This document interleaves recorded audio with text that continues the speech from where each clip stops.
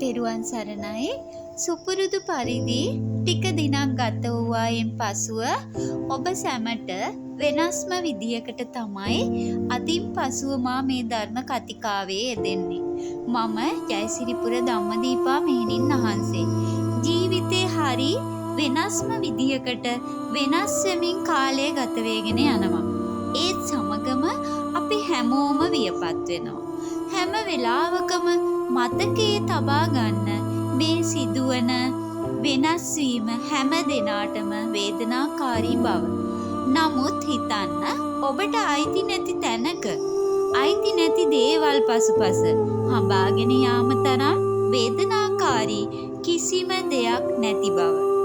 ඔබ හැම විටම පිළිගන්න පුරුදු වෙන්න, ඒ වගේම ඉගෙන ගන්න මේ ලෝකය තුල වෙනස් කළ නොහැකි දේවල් වෙනස් කළ නොහැකි බව.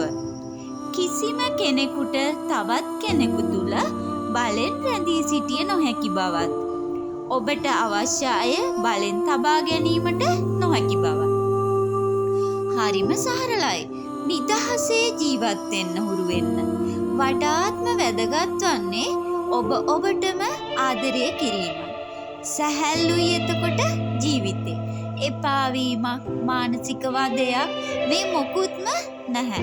පුරුදු වෙන්න මේ ලස්සන ජීවිතේ සැහැල්ලුවෙන් ගත කරන්න. ඒ තැනට ඔබ යම් දිනක පැමිණියොත් ඒ මට්ටමට ඔබ පරිණත වුණොත් තමයි ඔබ දිනු. යම් දිනක එවිට ඔබ තේරුම් ගනීවි සතුට කියන්නේ ඔබ ඔබත් සමග ජීවත් වන ආකාරය ඉගෙන ගැනීම කියලා. ඔබේ සතුට කවමදාකවත් වෙන කෙනෙකු ළඟ නොවේ තිබෙන්නේ. දවසක තේරුම් ගනීවි සැබෑ සතුට පැමිණෙන්නේ ඔබ තුලින්ම කියා.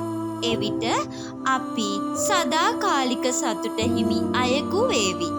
ඒ මග අපි තේරුම්ගෙන ජීවිතය නිමා කරමු. සියලු දෙනාටම තෙරුවන් සරණයි.